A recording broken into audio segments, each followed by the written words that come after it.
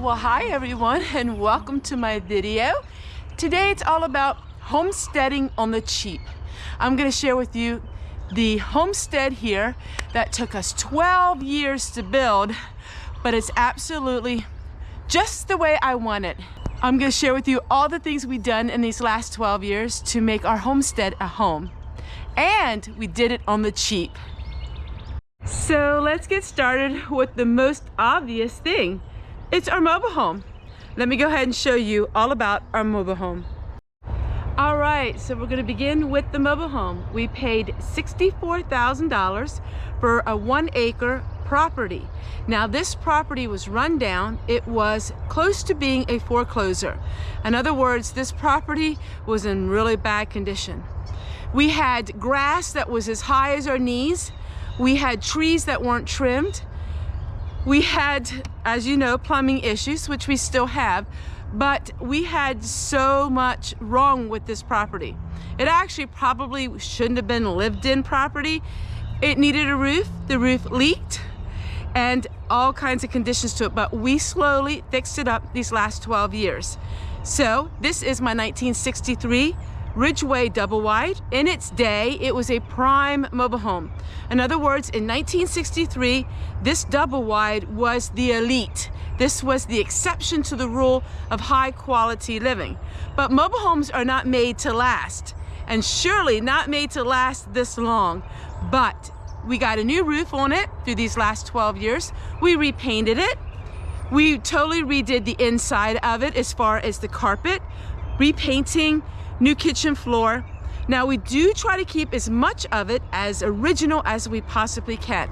So as you see, we have all the original windows, which are the windows that I love. I will not change them even though they don't work correctly.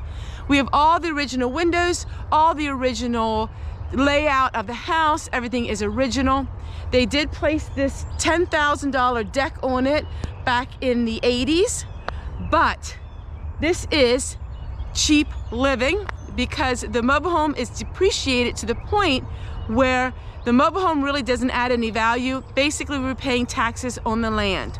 But let me show you what we did with the land, because nothing was homestead here, absolutely nothing. We turned our 1 acre property into a homestead. How did we do that? We dug up our lawn. We dug up the biggest part of our lawn into garden.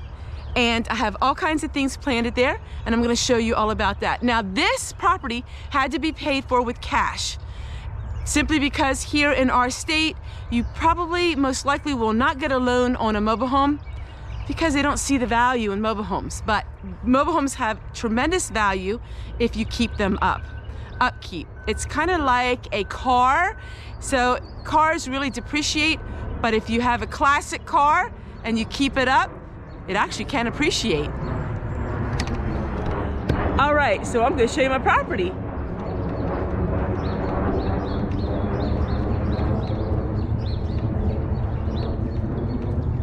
Okay, so we are gonna go the whole way to the furthest point of my property, just to give you a new look and a bird's eye view of it. It's actually pretty far. It sometimes doesn't show on camera quite correctly, but we're gonna go to the whole corner of our property, way down here.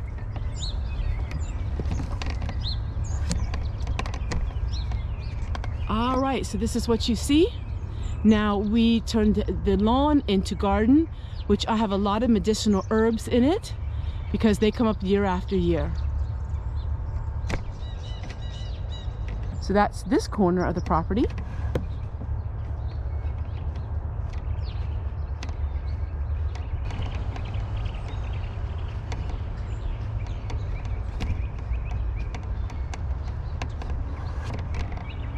All right, so what you see here is a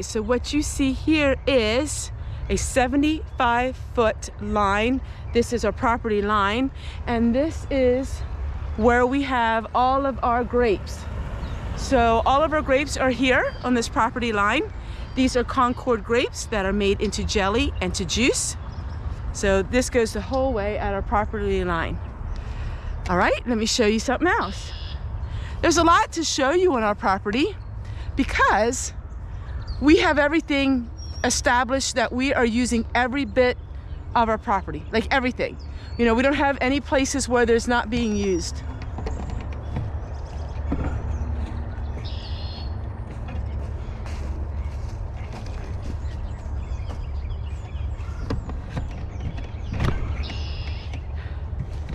So this cost, I think it's about $55 now, and I use this because this helps extend my growing season.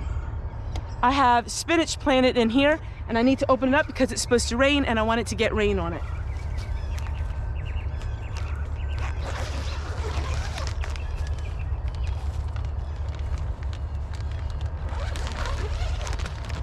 If you like this video so far, why don't you subscribe to my channel where you get my daily advice on how to save money? Thank you.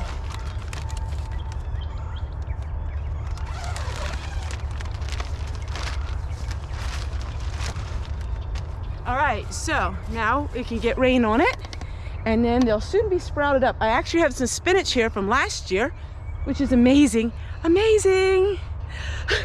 So I have to pick some of that.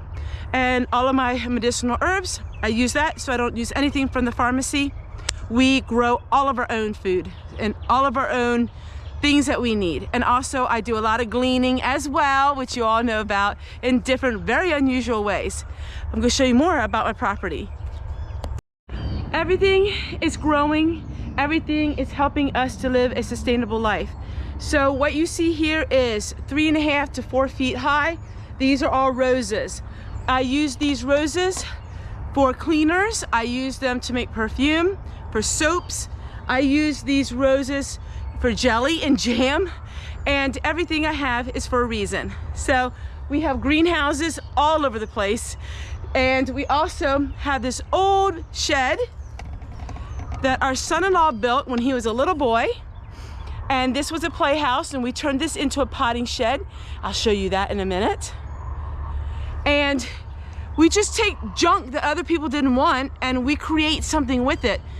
I have been so established here on this homestead, it would be impossible to make me leave, because every footprint and fingerprint on this property is me.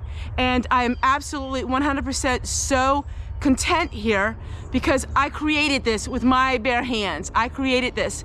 Hubby takes care of the lawn. He takes care of all of the weeds and the trimming of it. I take care of the homestead part of it, and it is a win-win situation for our marriage. Let me show you inside the potting shed.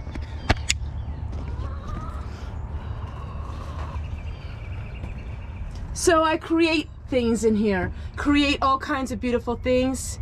I love it. Everything in here is not just to look pretty, it actually has a use for it. Same with my greenhouses. Greenhouses are full of seedlings. Everything is growing. Everything has a purpose for it.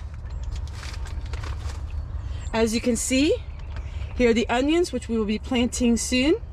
This is greenhouse number 1. This greenhouse cost me at the time $55, and it's paid itself off many, many times. And I couldn't be complete without my chickens. These are my Rhode Island Reds. They are bred to withstand the cold temperatures of eastern Pennsylvania. We do not use heaters in our chicken house. We raise our chickens the old-fashioned way. Every once in a while, if we have a really extreme cold winter, we will do other precautions, but they are bred for the cold. Chicken house was free. It was a castaway that was given, and it was free. And we always have the door open in the winter, in the summertime, but in the winter we keep it closed up. Rain barrels are extremely important to me, and we bought these rain barrels 12 years ago for $50. I use these rain barrels extensively for my laundry, even washing dishes. We have wood back here. We keep a supply of wood in our compost because we do a lot of cooking outdoors. I'm getting my fire ready because I'm going to be cooking out here. Now we do have solar units, what we were really blessed with. We could not afford solar on our own, but because of my YouTube channel, I have been gifted solar to do reviews on it, and it's been a true tremendous blessing. Because of this situation on our homestead, solar has been extremely a blessing to us because we do live without proper amenities, some of them, some we do have, but the solar has been such a blessing to us. Let me show you what else I established just last year. So this is what I established last year. Once again, because of my YouTube channel, I have really been blessed with a few items that have been really needed. So this is our situation here. This is an outdoor, and this is my outdoor kitchen. Now, when it gets to be warmer, I will move the kitchen out in the lawn, but this is how we use it. I process and clean and wash a lot of vegetables this way. I use my own homemade soap, which I have videos on that. So this is really nice for me to have it out here like this. If you're new to my channel, please check out all of my videos that explains the whole reason why I live the way I do, and then you'll totally understand it. If you're new to my channel, you will be scratching your head thinking, I don't understand what she's doing. But those of you who have been established with my channel totally get it. All right, I'm stepping back here so you can see the back of our property. Now, there's my cooking section. There's my laundry over at the rain barrel. Then I also have a craft room, which I store all of my supplies. We also have a brand new shed that was put up. So this is a working homestead. In other words, you can see the different areas of where we do the different chores. And this gives you just a different perspective. We do have hoses, and those hoses are gravity-fed water that goes to our chickens. That way we don't have to haul so much water. I'm learning as I get older in my 50s that you work smarter, not harder. So we're learning ways to adapt with having less amenities. So that is the back of our property. A lot of people see me working in an area right here, and this is how we recycle our gray water in the wintertime. Basically, it's a very old-fashioned way to recycle your gray water.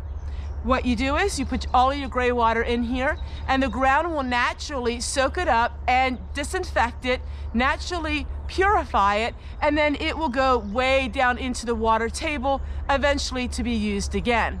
So this is what we do for our gray water when it is wintertime. In the summertime, it's totally different. Everything we do has to do with reuse, recycle, and repurpose. Even our gray water, because of our living situation, we do it this way. And it works out amazing. It's good for the environment because we aren't using anything with chlorine or caustic soda and things like that. So we are just using all organic items that I made here on the homestead. And that has really helped us. Learning to live off-grid as much as you can really be beneficial for you because you just never know what the world will do in the years to come. Of course, I hang all of my laundry on the clothesline. This is a clothesline with a pulley system that you can get on Amazon. It is what you would call an Amish clothesline. Really nice. You just stand at one place and you can move the clothesline back and forth. Back and forth. You don't have to walk around. We cook with propane, so we do cook with propane when we're not cooking outside. And I don't know, I think I shared everything with all of you. You will be seeing videos in my craft room because I redid it totally and got rid of everything not needed. I've been doing a lot of work here. So let me show you up here. This is a big wraparound desk. This is a big wraparound deck, and we use this deck to grow food. Everything has to do with survival and growing food. So in this one, we have our strawberries. I'm trying to force them to grow quicker so we can have strawberries. And then we have this greenhouse, which I do a lot of videos on. So a lot of videos are doing with this greenhouse. And here's the property from this perspective.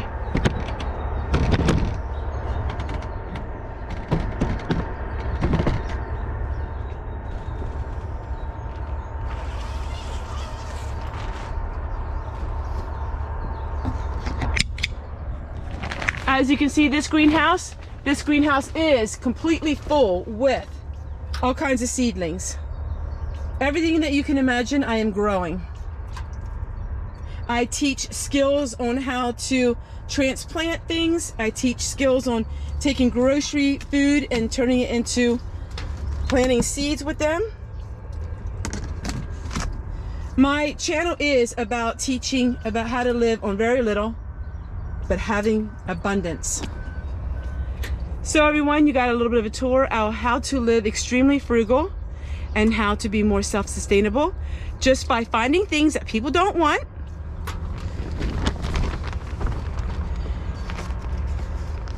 not accepting that no is an answer, figuring out how to do things. You don't have to have a lot of money, my friends. Don't have to have the livestock. You don't have to have the big equipment, the big property. You don't have to have the expensive homestead. You just gotta have what you have and turn it into a victory garden and an urban homestead. And an urban homestead can produce extremely large amounts of happiness and food and self-sufficiency. Take care, everyone, and we'll see you guys again tomorrow.